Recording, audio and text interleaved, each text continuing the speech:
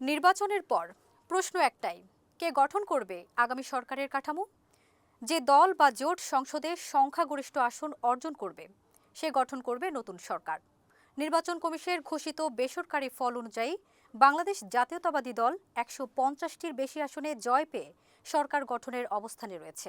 কিন্তু বর্তমান পরিস্থিতি অনুযায়ী বড় প্রশ্ন হচ্ছে, নির্বাচিত সদস্যদের শপথ পড়াবেন কে?